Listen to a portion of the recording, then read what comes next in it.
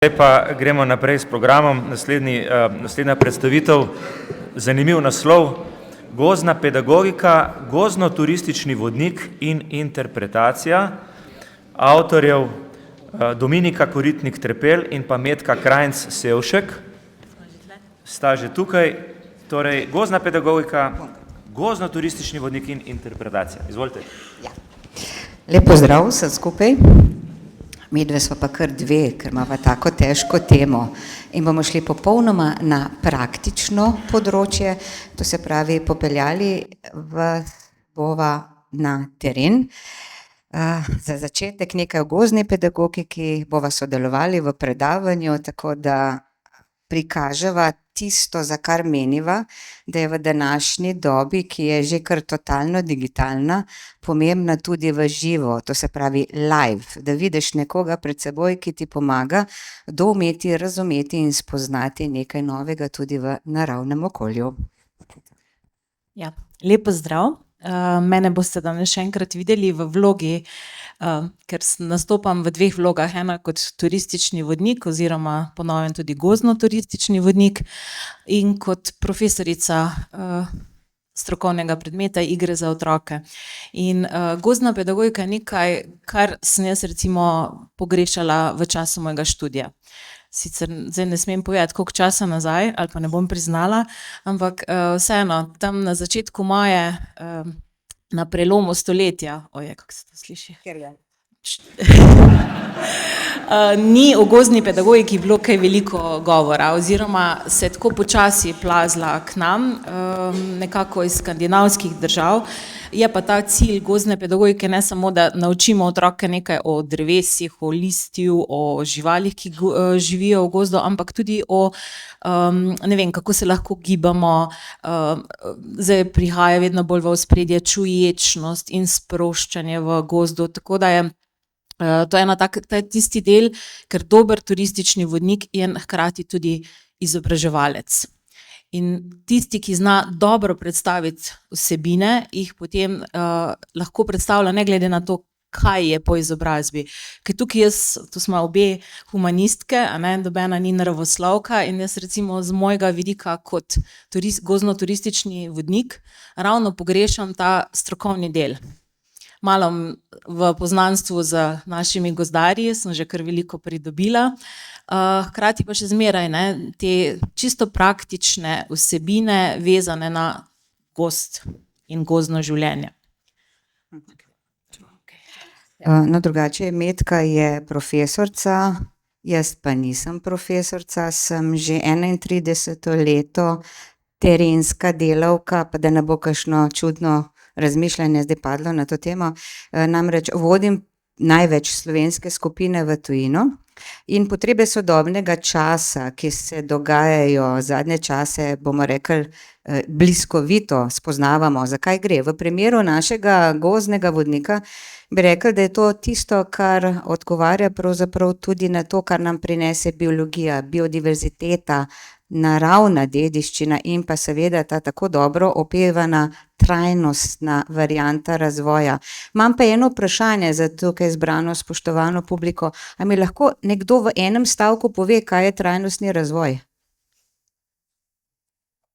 Ja. Mi smo za razlago, ker smo tudi interpretatorji pri Interpret Europe in glede na to, da nas je država radostno zasula s tem terminom, razvili stavek, ki je majčkeno podoben pozicijskemu. Tisto, kar je bilo v preteklosti, vzdržujemo za sedanjost in za prihodnost. A bo držalo? Bo, ne? Smo rešili še trajnostno skrivnost. In pa seveda pri svojem delu uporabljamo interpretacijo, to se pravi spodbujamo razmišljanja, čustvene odzive, o čemer bo govora še majčkeno naprej. Seveda pa gozdno-turistični vodnik vam mogoče predstavlja za nekatere, kaj se pa zdaj tele grejo, In mi, ki smo praktiki, ves čas na ravni ali države ali pa od prijateljev dobivamo take rahle bombice, vendar se potem odločimo in kar nekaj naredimo. Jaz prihajam iz kluba profesionalnih turističnih vodnikov, tale logotip spodaj ne vam predstavlja izhodišče, če nas boste hoteli kaj pogooglati. In tam v našem klubu smo tisti, ki imamo res kar nekaj kilometrine, tako 30 plus let in več, in živimo od svojega dela, kar pomeni, da smo pri svojem delu vestni in predvsem pošteni in skrbimo tudi za varnost naših potnikov. Ne pripeljemo pol skupine manj nazaj, kot se včasih zgodi na terenu. Žali Bog. No, in ker poznam gospoda oziroma kolego Jožeta Praha, Jože, kje si? Akle, no, evo ga. Prvi vrsti, se mu moram na tem mestu zahvaliti, da je razumel mojo željo po dodatnem izobraževanju za vodnike. Zatorej smo stopili skupaj kar par, še mičko nazaj, da pohvalim seveda Gozdarski inštitut Slovenijo, Zavod za gozdove Slovenije in pa Turistično zvezo smo se povezali. Prej bilo rečeno, da je pomembno povezovanje. Drži, posamezno smo dobri, skupaj smo odlični. Pri Slovencih je to mečkano včasih težje, ker vemo, kaj je naš nacionalni šport, ampak če se dobijo nekateri, ki podobno razmišljajo, jaz mislim, da ni kakšnih težav. Zdaj pa lahko. Tako. Kdo je gozdno-turistični vodnik? Nismo želeli tule ustvarjati profila, ki bi izobraževal vodnike čisto na novo, to se pravi od ničle pa naprej. Želeli smo vključiti vodnike, ki so to že vodniki, to se pravi licencirani nacionalci, regionalci, lokalci. Dodali smo pa še, saj za moje pojme, tiste vodnike, ki so v Sloveniji najbolj izobraženi, to se pravi gorski in pa planinski vodniki. In ti vodniki so se seveda prijavili na naše izobraževanje, ki pravzaprav je bilo zanimivo dvodnevno, na Gozdarskem inštitutu smo se dobili tule v neposredni bližini, prvi dan teorija, drugi dan pa praksa. In tale simpatična fotkica nas, ki smo bili konec marca na gozdni lisičkini poti Šumberk, občina Domžale, to verjetno poznate, smo pravzaprav drugi dan strenirali vse tisto, kar je bilo sestavljeno v programu, ki sta ga izvajala Jože Prah in pa Urša Virhar, dr. Urša Virhar, za kar se ima še enkrat najlepše zahvaljujem in se priporočam za naprej. Veste, vodniki smo strašni egoti. Namreč tule se nas je zbralo 31, nekateri so družboslovci, naravoslovci, medve sva humanistke in zdaj pa ti to čredo ljudi, ki ponavadi vodijo druge, moraš ti spraviti v en kalup in jih temeljito obdelati. To je hujš, kot bi peljal profesorja na študijsko ekskurzijo, oprosti Metka, tako pa če. Tako. Zdaj pa, kaj je pa naloga vodnika, gozdno-turističnega vodnika, ko to postane?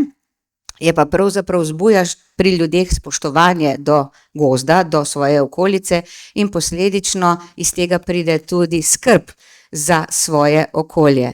In nenazadnje, njegova naloga gozdno-turističnega vodnika je tudi, da pravzaprav predstavlja vse tisto, kar meni, da mora tej svoji publiki predstaviti na poti, preko različnih metod. O interpretaciji smo slišali strašno veliko, meni gre že mičkeno na jetrca tale interpretacija, ker pozabljamo na čisto vodenje, ampak v redu, medve so tudi vodnici interpretatorki in to veva, kako gre.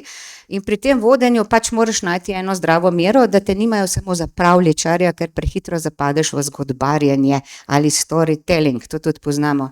Seveda pa tiste metode, ki jih uporabljamo, vključujejo razne pedagoške prijeme, pa didaktične materiale, se bom kar tvoje sposodila, in pa seveda tudi kakšne interaktivne akcije, to se pravi razne predstavitve in potem iščemo feedback od samega poslušalstva. In nenazadnje tisto, kar je pa seveda nekako najlepše je, da gozdno-turistični vodnik pravzaprav predstavi to, po čemer je Slovenija znana, svoje lastne učne poti, gozdne poti, tematske poti, ki pa so lahko takšne, da jih vodnik uporabi že obstoječe ali pa tiste, ki jih oblikuje sam. Tudi to se že dogaja. In na vprašanje, ali imamo kakšno gozdno učno pot brez tabel, 90% že obstaja, to bo šlo pa v nadaljevanju, da ne bom predolga. Ja, zdaj, tukaj je čisto konkreten primer. vodenja do gozdne hiše, to imamo pri nas v Celju. Včeraj ste že najverjetneje tiste, ki ste bili veliko poslušali. Gospod Hostnik vam je krasno predstavil in tole je naša super zadeva. In zdaj se pojavlja, vsake toliko časa prihajajo, se javljajo šole, tudi posamezniki, ki bi želeli imeti voden ogled do gozdne hiše. Oziroma ena taka lokacija tudi do hiše Alme Karlin, naše svetovne popotnice iz Celja. In pač izkoristila sem hčerin rojstni dan, ker tole je dejansko, kar vam je Dominika pokazala, v bistvu gozdni potni list, ki sem ga zdaj izdelala, lahko bi bili tudi malo bolj trajnostni, pa brez plastike, pa brez teh nalepk, zato so štampilke, ki jih zbirajo, ampak to je zdaj produkt, ki je zelo usmerjen v praznovanje rojstnega dneva, v torej otroško populacijo, tam 10 do 10 let. Ko bom šla do gozdne hiše z, ne vem, odraslimi ali pa, ne vem, gozdarjev si skoraj ne bi upala voditi še, bo spet vsebina drugačna. Ta gozdni, to v bistvu produkt je nastal, upam, da se bo to tudi še potem kaj naprej prodajalo, ker zadevo sem predala tudi partnerju, to je zavod Celeja Celje, ampak zaenkrat še ni odziva, mogoče mi ni bilo zabavno. Zelo preprosta zadeva. Začnemo na našem tukaj izhodišču pri Meškovem Studencu in to izhodišče je lahko, mi smo začeli z tem, čem je pomen pitne vode, ker je Meškov Studenec Franc Ksaver Meškov, lahko potem pri starejših to interpretiramo v bistvu z tega jezikoslovnega, literarnega vidika. To je ena pomembna lastnost turističnega vodnika, pa tudi gozdno-turističnega vodnika, da se prilagajaš skupini in tudi terenu. Zagotovo si jaz zdaj ne bi upala iti voditi, ne vem, risove učne poti, mi je padla v oči. Bi se morala tja prijeti. Prijela sem super didaktične materiale, ki mi bodo pomagali, ampak super je to, da si predvsem vezan na tisto lokalno območje, ki ga poznaš. Potem so seveda na določenih točkah smo šli naprej, povsod je bila neka naloga, neki so imeli recimo, tile otroci so imeli gozdne uganke, pa gozdni poligon, pa nekaj likovnih stvari so delali. Na koncu smo pa izkoristili tudi samo postavitev drevesne hiše s trenutno razstavo in otroci so bili navdušeni. Čeprav pol na koncu priključil se mi je pa tudi moj mož, ki je pa drugače lovec. In tu sem pa ugotovila, recimo, to je bil dekliški rojstni dan in dva fanta, ki sta bila povabljena, nista najbolj uživala, sploh v teh likovnih delavnicah, ko je pa mož, ne vem, sledmi živali, pa ki lahko si svoje zavetišče naredijo, tam sta bila pa takoj ona dva ta prva zraven. In tu je zdaj tisti pomen, kako je zelo, eno stvar, ki jo imate, znanje, ki ga imate, predati naprej na ustrezen način, ker ni za vsakega vse. Tako da, to še moje pa tvoje, če se ne motim, apiturizem. Ja, prej sem omenila tisti slogan, posamezni smo dobri, skupaj smo odlični. Imamo gozdno-turističnega vodnika, ki je produkt, ki je lahko tudi povezovalni. Namreč v našem klubu profesionalnih turističnih vodnikov Slovenije smo tako majčkeno mazohistični, celo sadomazohistični in poskušamo narediti produkte oziroma profile turističnih vodnikov, ki bojo ustrezali tem omenjenim potrebam sodobnega časa. Nekako, kakorkoli že, največ pademo v koncept oziroma na območje narave. Povezali smo se z Čebelarsko zvezo Slovenije, oblikovali produkt čebelarsko-turistični vodnik, torej posegamo na območje oziroma na področje apiturizma. Seveda smo pa že pred leti naredili en odmeven projekt, ki se mu reče pa vodnik za osebe, vodnik za skupine oseb, ki imajo različne oviranosti. Jaz ne uporabljam hendikep, pa invalidi pa tako naprej, ker je to medicinska oznaka.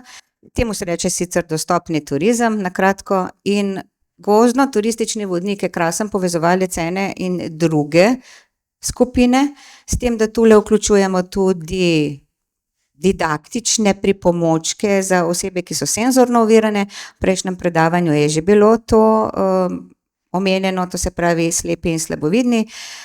Seveda pa imate tule fotografijo, ki pa nastala tako en mesec nazaj, ko je šlo za varianto ocenjevanja apiturizma.